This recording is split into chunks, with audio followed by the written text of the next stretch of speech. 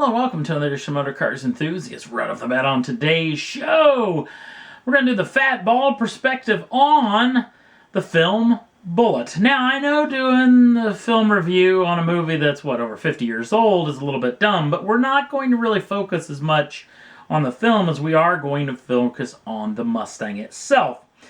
Now, this particular vehicle came into the world's public eye on October 17th of 1968 when a Warner Brothers film called Bullitt was released. Now, this particular film was done by a production group owned by the one and only Steve McQueen, the star of the film, which he actually filmed in early 1968.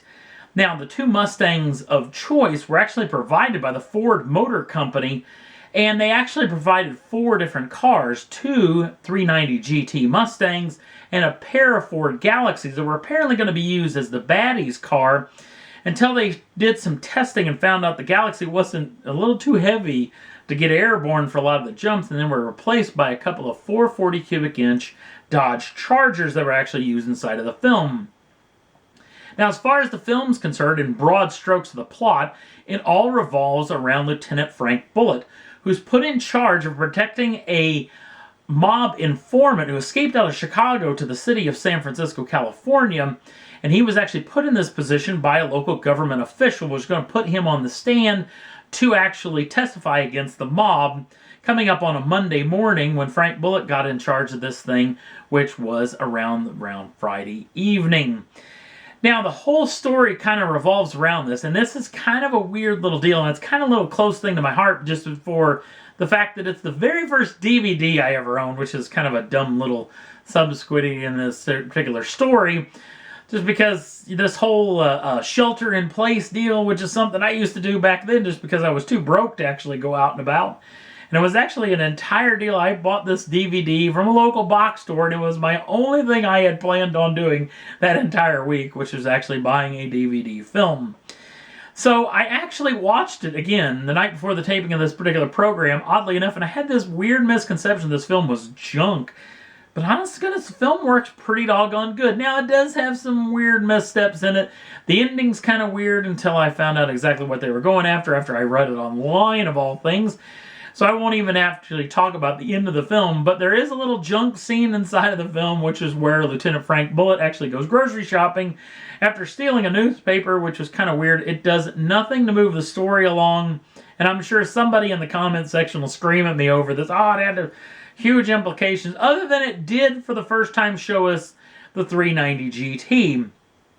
Now, there was a pair of these cars used for the filming of it, like I said before, and they actually got out into public circulation, which is what we're going to talk about here in just a wee bit. The film itself did fairly well. It took $4 million to make, which is a huge amount of money back in 1968, but brought in $42.3 million worldwide. And the film had a ton of great press and a ton of awards, including a recent award back in 2007 where it was actually put in the National Film Registry in the Library of Congress, which is a huge coup for any film inside of any film franchise.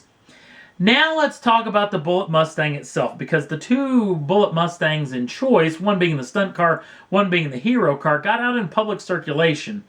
The stunt car was actually found back down in Baja, Mexico back in 2016, but the actual hero car of choice was actually sold to a fella who actually later sold it out of the back of a Road and Track magazine to the fella who owned it for over 40 years.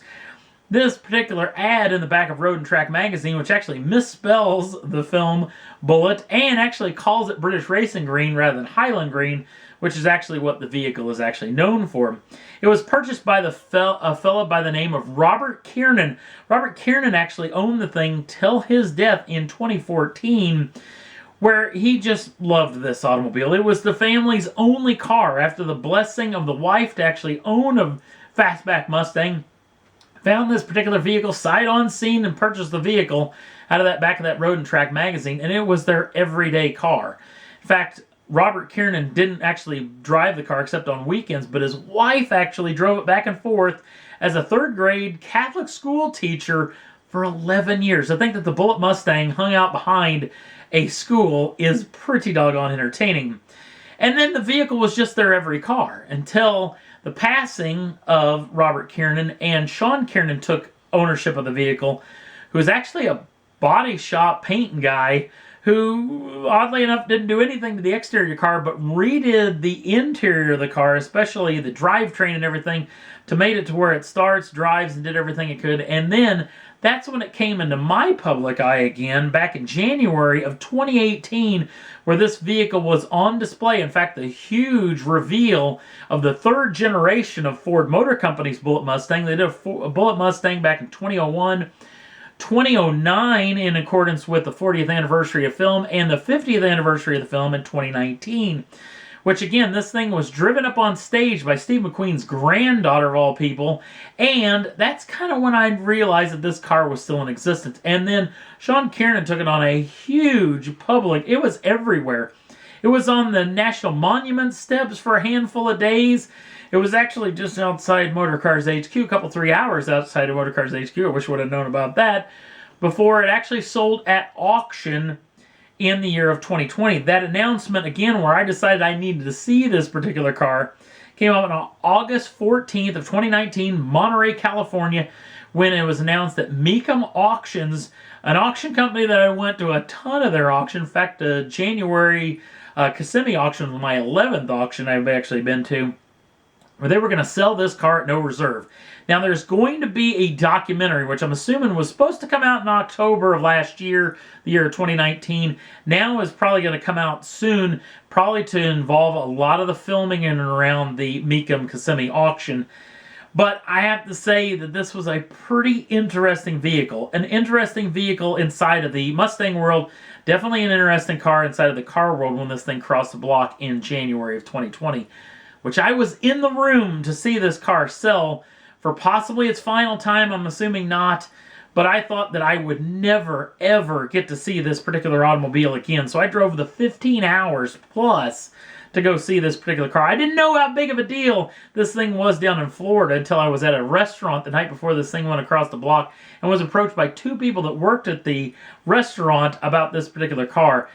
The actual car selling was amazing. The room was packed from top to bottom with people. I didn't even know what was going on until a bidder's assistant actually got up in front of in front of where I was sitting and was filming with his phone behind me. When I looked behind me, I was stunned at how many people were inside of that building. I really only wanted to see it outside of the glass case. If you go on the YouTube channel, if you go on the Facebook page, you'll see that these videos are up of me filming it outside of the glass case right before it auctioned and after it went across the block, which is sold for $3.4 million. Not the big number that Dana Mecum, the head of Mecum Auctions, claimed it was going to sell for highest than any other American muscle car ever built, but it did go as highest of any other Mustang, maybe possibly till later this year if we actually get to past this whole COVID-19 situation. But it was an amazing deal. I only got to see a small section of the car outside of the glass case as it went across the block, as it passed in front of me with the throngs of people. And those people cleared out pretty much after this particular car crossed the block. But kind of an interesting point in life to actually be inside of that room. I didn't know it was going to be this big of a deal, but I felt that this vehicle was going to go into a private collection. It would never get seen again. So I felt I had to go see this car, and I'm certainly glad I did. I'm glad that the Kiernan family kept it in this kind of condition over the time of its life. I really thought that they probably should have restored it, but honestly, to goodness, it's pretty cool to get to see it with all the dings and dents that they accumulated over its many, many years. And that's all there was that I thought was worth talking about for this edition of Motor Cars Enthusiasts. Don't forget to like us over on the Facebook page. Links down in the show notes. Also, if you'd like to subscribe to the channel, and you can do so at any time. Get the first dibs on the brand new shows as soon as they come out. Thanks for watching. We'll see you again real soon.